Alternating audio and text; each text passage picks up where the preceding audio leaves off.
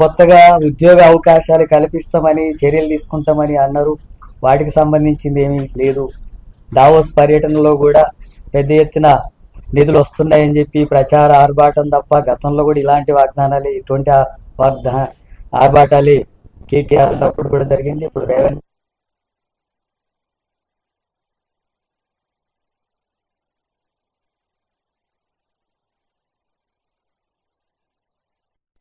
వాటి మీద కోట్ల రూపాయల వ్యాపారం చేసుకోవడానికి ఉపయోగించేటటువంటి చర్యలు తప్ప నిధులు వచ్చి పరిశ్రమలు పెట్టి ఉద్యోగ అవకాశాలు కల్పించడానికి కావలసినటువంటి ఎలాంటి స్పష్టమైనటువంటి వైఖరి విధానాలు లేనటువంటి పరిస్థితి కొనసాగుతుంది. అట్లాగే రాష్ట్రంలో అత్యధిక మంది కార్మికులు అసంఘటిత కార్మికులు ఉన్నారు. వాళ్ళ కనీస వేతనం 26,000 కావాలని చెప్పి అంటుంటే వాటి గురించి పట్టించుకోవడం లేదు. వాటి గురించి చట్టాలు తీసుకురావడం లేదు. వాటికి సంబంధించినటువంటి అంశాల మీద కూడా రేవంత్ రెడ్డి ప్రభుత్వం స్పందించడం లేదు. అట్లాగే ఉపాధి కూలీలు, గ్రామీణ ప్రాంతాల్లో ఉండేటటువంటి ఉపాధి కూలీలకు పని కల్పించే విషయంలో ఎన్నికలప్పుడేమో వాగ్దానం చేశారు. మేము 400 రూపాయలు ఇస్తాం రోజుకు, 150 రూపాయలకు 150 రోజులు పని కల్పిస్తామని చెప్పారు. పట్టణ ప్రాంతాల్లో మున్సిపాలిటీస్లో కూడా ఉపాధి కూలీ పని కల్పిస్తామని వాగ్దానం చేశారు. ఇప్పుడు సంవత్సరం గడిచిపోయినప్పటికీ కూడా వ్యవసాయ కూలీలకు, గ్రామీణ ప్రాంత కూలీలకు పని కల్పించేటటువంటి విషయంలో ఎలాంటి విధానం ప్రకటించడం లేదు. అంటే కార్మికులకు కానీ, రైతులకు కానీ, కూలీలకు కానీ ఈ మూడు ప్రధానంగా దేశంలో కానీ రాష్ట్రంలో కానీ ఈ సంపదను సృష్టిస్తున్నటువంటి శ్రామిక వర్గమే. ఈ శ్రామిక వర్గాన్ని దోపిడీ చేసేటటువంటి విధానాలనే గత ప్రభుత్వాలు అనుసరించినాయి. ఇప్పుడు కాంగ్రెస్ ప్రభుత్వం కొత్తగా వచ్చినా గతంలో అదే చేసింది, ఇప్పుడు అదే అనుసరిస్తుంది. కార్పొరేట్ సంస్థలకు, రియల్ ఎస్టేట్ దారులకు, భూస్వాములకు, రాజకీయ నాయకుల ప్రయోజనాలకు, రియల్ ఎస్టేట్ దారులకు ఉపయోగపడేటటువంటి విధానాలు తప్ప శ్రామిక వర్గ ప్రయోజనాల కోసం రేవంత్ రెడ్డి ప్రభుత్వం ఎలాంటి చర్యలు తీసుకోవడం లేదు. మాటలు తప్ప ఆచరణలు ఏమీ లేనటువంటి పరిస్థితి వస్తుంది. శ్రామిక వర్గాల తరఫున పోరాడేటటువంటి పార్టీ సిపిఎం పార్టీ. ఈ పార్టీ పుట్టిందే, పెరిగిందే, పనిచేసేదే శ్రామిక వర్గాల ప్రయోజనాల కోసం, వాళ్ళ హక్కుల సాధన కోసం. వాటి విషయాల్లో ఏ పార్టీ ఏ వైఖరి తీసుకుంటుంది అనే దాన్ని బట్టి మా పార్టీ వైఖరి ఆ పార్టీల మీద ఉంటుంది. శ్రామిక వర్గాల ప్రయోజనాలకు వ్యతిరేకంగా ఉండే ఏ పార్టీ అయినా, ఏ విధానాలైనా, ఏ ప్రభుత్వమైనా ఆ పార్టీని, ఆ ప్రభుత్వ విధానాలను వ్యతిరేకిస్తుంది. ఇప్పుడుండే కాంగ్రెస్ ప్రభుత్వం పెట్టుబడిదారులకు, కార్పొరేట్ సంస్థలకు అనుకూలంగా శ్రామిక వర్గానికి వ్యతిరేకంగా ఉంది. అందుకని ఆ అంశాల మీద శ్రామిక వర్గ ప్రయోజనాల కోసం సిపిఎం పార్టీ మొత్తం రాష్ట్ర వ్యాప్తంగా అలాంటి ఉద్యమాల్ని రాష్ట్ర వ్యాప్తంగా తీవ్రతరం చేస్తాం. ఆ పోరాటంలో ఉధృతంగా ముందుకు తీసుకెళ్తాం. అట్లాగే అనేక హామీలు ఇచ్చారు. ఇందిరమ్మ ఇండ్లు అన్నారు. దాదాపు లక్షలాది మంది ఇండ్ల స్థలాలు లేక, ఈ భూమి మీద పుట్టిన ప్రతి కుటుంబానికి కనీసం నివాసం ఉండడానికి ఇంటి స్థలం లేనటువంటివి లక్షలాది కుటుంబాలు ఉన్నాయి.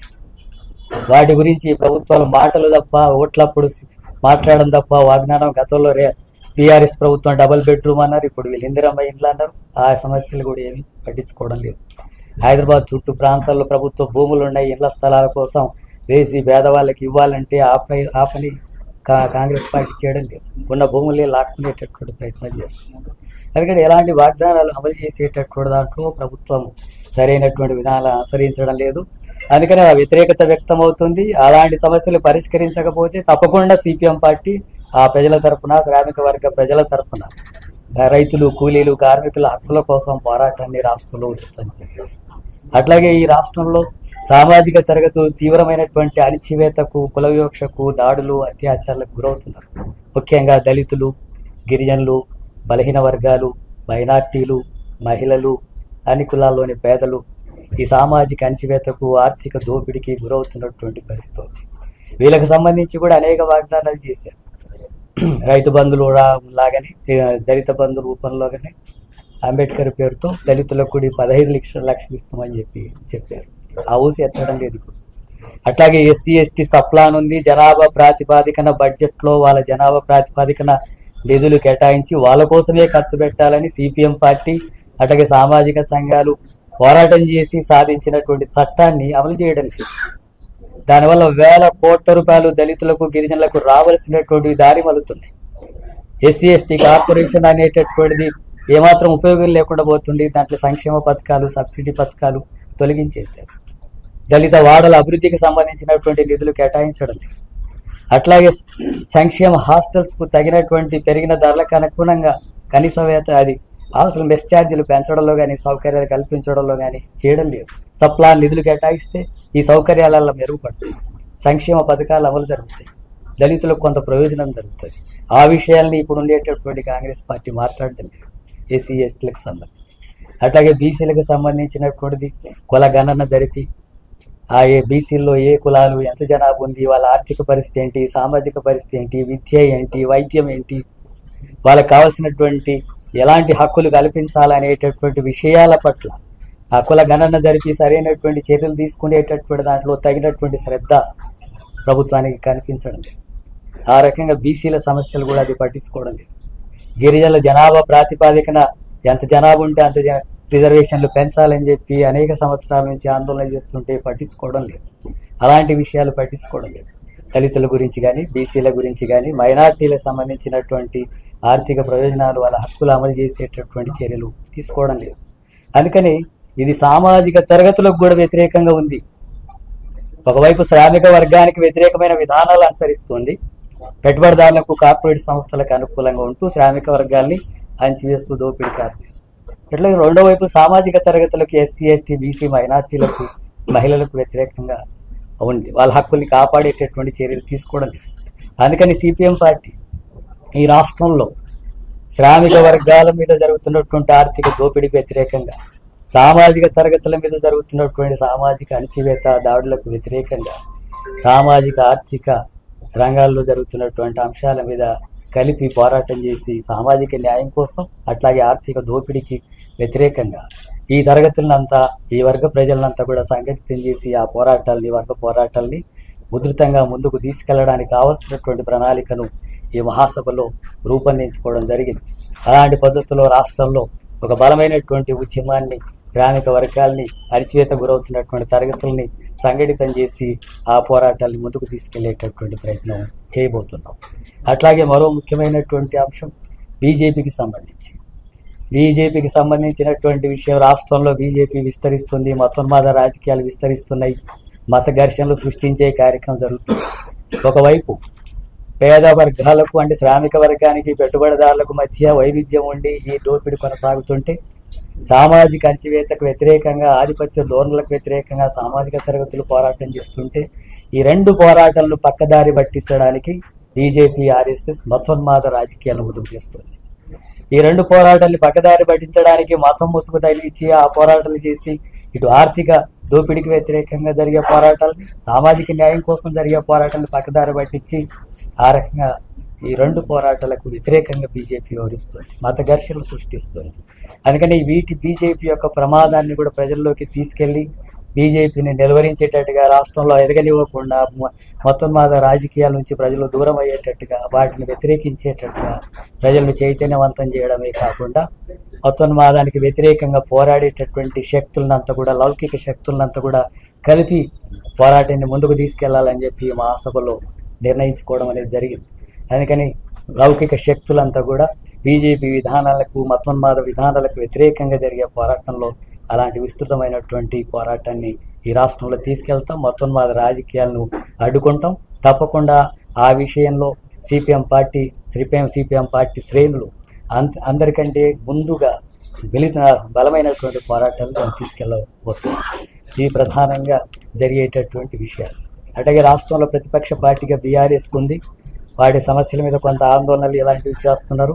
కానీ బీజేపీ పట్ల స్పష్టమైనటువంటి వైఖరి ప్రకటించడం లేదు. బీజేపీ మాకు రాజకీయంగా వ్యతిరేకమైనది, అది లౌకిక భావాలకు వ్యతిరేకంగా ఉంది, రాజ్యాంగ హక్కులకు వ్యతిరేకంగా ఉంది, దాన్ని వ్యతిరేకించడం మా రాజకీయ విధానం అని చెప్పి కేసీఆర్ ఎక్కడ ప్రకటించడం లేదు. ఆ విధానాలు ప్రకటించకపోతే బీఆర్ఎస్ పార్టీకి సంబంధించినటువంటి రాజకీయ విధానం సరైనటువంటి పద్ధతిలో రాష్ట్ర ప్రజలకు ప్రయోజనకరంగా ఉండేటటువంటి విషయంగా మేము భావించడం లేదు. అందుకని బీజేపీ పట్ల బీఆర్ఎస్ ఎలాంటి వైఖరి ప్రకటిస్తుంది అనే దాన్ని బట్టి ఆ బీఆర్ఎస్ పట్ల మా వైఖరి ఉంటుంది అనేటటువంటి విషయాల్ని ఇక్కడ తీసుకోవడం జరిగింది. అలాగే వీటితో పాటు మా పార్టీ సొంతగా బలపడేటటువంటి కార్యాచరణ, ఉద్యమ కార్యాచరణను తీసుకుంటున్నాం. సొంతగా మా పార్టీ బలపడాలి, సొంతగా మా పార్టీ విస్తరించాలా, సొంతగా బలపడాలా, విస్తరించాలన్నప్పుడు ప్రజా సమస్యల మీద పోరాటాన్ని ఉధృతంగా చేయాలనేది మా సభల్లో నిర్ణయించుకున్నాం. అది కూలీ సమస్య కావచ్చు, భూమి సమస్య కావచ్చు, ఓడు భూముల సమస్య కావచ్చు, నిరుద్యోగ సమస్య కావచ్చు, విద్యా వైద్యానికి సంబంధించిన అంశాలు కావచ్చు, అట్లాగే సామాజిక న్యాయం కోసం జరిగేటటువంటి పోరాటాలు, ఇలాంటి పోరాటాలంతా కూడా ఉధృతంగా రాష్ట్ర వ్యాప్తంగా చేసి మా పార్టీ సొంతగా బలపడేటట్టుగా, ప్రజల్లో మా పలుకుబడి పెంచుకునేటట్టుగా, ప్రజల యొక్క పునాదిని పెంచుకునేటటువంటి పద్ధతుల్లో పోరాటాలు నిర్వహించాలా. ఆ రకంగా సొంత శక్తిని పెంచుకునేదానికి మొదటి ప్రాధాన్యత ఇవ్వాలని చెప్పి మహాసభలో నిర్ణయించుకున్నాం. అలాంటి పోరాటాలు ఇప్పుడు మీరు భవిష్యత్తులో చూడబోతారు. అలాంటి పోరాటాలు రాష్ట్ర వ్యాప్తంగా గ్రామాన పట్టణాల్లో, బస్తీల్లో ఇలాంటి పోరాటాలు, మిలిటెంట్ పోరాటాలకు కూడా మా పార్టీ శ్రేణులు, ప్రజా సంఘాలు సన్నద్ధం అవుతున్నాయి. ఆ రూపంలో కార్యాచరణ కూడా ఉండబోతుంది. అలాగే రాష్ట్రంలో వామపక్ష పార్టీలు ఉన్నాయి. వామపక్ష శక్తులనంతా కూడా సంఘటితం చేసుకుంటూ ఒక ప్రత్యామ్నాయ రాజకీయాల్ని ముందుకు తీసుకొచ్చేటటువంటి ప్రయత్నం చేయబోతున్నాం.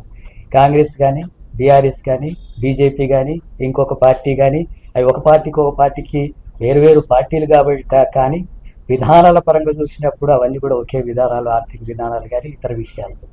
అందుకని అవి ప్రత్యామ్నాయం కాదు. ప్రత్యామ్నాయ విషయాల మీద ఆ పార్టీలు, అంటే శ్రామిక వర్గాల కొరకు, సామాజిక న్యాయం కోసం ఆ పార్టీల వైఖరి భిన్నంగా ఏముండదు, అన్ని కలిపి ఒకే రూపంలో ఉంటుంది. అందుకని ఈ బూర్జువా పార్టీలకు వ్యతిరేకంగా సిపిఎం పార్టీ, వామపక్షాలంతా కూడా కలిపి ఒక ప్రత్యామ్నాయ రాజకీయాలను ముందుకు తీసుకురావడానికి ప్రజల తరఫున, అది ఎంత చిన్న శక్తిగా ఉండనిగాక కానీ ప్రత్యేకమైనటువంటి ప్రజా సమస్య, అటు ప్రత్యామ్నాయ రాజకీయ విధానాలని ముందుకు తీసుకొచ్చేటట్టుగా. ఈరోజు విద్య ఉంది, వాళ్ళు విద్య వ్యాపారంగా చేస్తారు. మేము విద్య ఉచితంగా ఇవ్వాలని చెప్పంటాం. వైద్యం వాళ్ళు మనుషుల ప్రాణాలకు విలువ ఇవ్వరు. మందులు ఉన్నా సరే, డాక్టర్లు గుండె తీసి గుండె పెట్టగలిగిన డాక్టర్లు ఉన్నా సరే, పేదవాడు చనిపోతుంటే పట్టించుకునేటటువంటి విధానం ఇప్పుడు లేదు. కానీ వైద్యం ఉచితంగా ఉండాలని చెప్పి మేము అంటున్నాం. విద్య ఉచితంగా ఉండాలి, వైద్యం ఉచితంగా ఉండాలి, లేదా దానికి అనేటటువంటి వ్యత్యాసంతో సంబంధం లేకుండా ఉండాలి. ఉపాధి అవకాశాలు కల్పించేటటువంటి విధానాలు ఉండాలి. సామాజిక న్యాయం అమలు జరిగేటట్టుగా ఉండాలి. మహిళల హక్కుల్ని కాపాడేటట్టుగా, అత్యాచారాలను అరికట్టేటటువంటి విధానాల పట్ల చిత్తశుద్ధితో ఉండేటటువంటి ఉండాలి. ఇలాంటి విషయాల పట్ల ఈ బూర్జువా పార్టీలు అనుసరిస్తున్నటువంటి పూర్తిగా భిన్నమైనటువంటి మాటలకు, ఆచరణలకు భిన్నమైన ఇంతకాలం అదే కొనసాగుతుంది. రాజ్యాంగం అమల్లోకి వచ్చిన తర్వాత కానీ రాష్ట్ర ప్రభుత్వాలు మారుతున్నప్పుడు కూడా ఇలాంటి వైఖరి తప్ప భిన్నంగా ప్రత్యామ్నాయంగా ఏమీ లేదు. అలాంటి ప్రత్యామ్నాయ రాజకీయాల కోసం వామపక్షాలంతా కూడా సంఘటితం చేసుకొని అలాంటి బలమైనటువంటి పోరాటాలను కూడా రాష్ట్రంలో ముందుకు తీసుకోవాలని చెప్పి భావిస్తున్నాం. మీడియా మిత్రులందరూ కూడా దీనికి సహకరించాలి. మా పార్టీ బలోపేతాన్ని మేము ప్రజల కోసం, ముఖ్యంగా శ్రామిక ప్రజల కోసం, అనగారినటువంటి తరగతుల పక్షాన్ని నిలబడి పోరాడుతున్నటువంటి పార్టీ ఇది. ఈ పార్టీకి మీడియా నుంచి కానీ, పత్రికల నుంచి మా పోరాటాలకు, మా పార్టీ విధానాలని ప్రజల్లోకి తీసుకెళ్లడానికి మీ సహాయ సహకారాలు కూడా ఇవ్వాలని, అందించాలని, ఆ రకంగా ప్రజలకు న్యాయం జరిగేటటువంటి విషయాలకు మీడియా మద్దతు అవసరం. ఆ రకంగా మీరందరూ కూడా మద్దతు ఇస్తారని చెప్పి ఆశిస్తూ ముగిస్తున్నాం.